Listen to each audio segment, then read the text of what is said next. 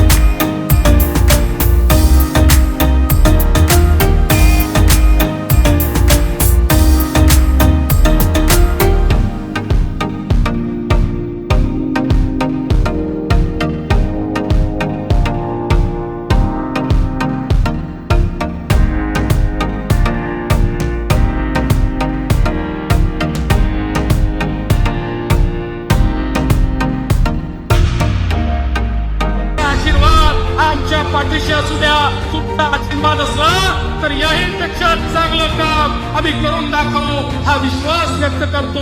Jai Hind, Jai Maharashtra.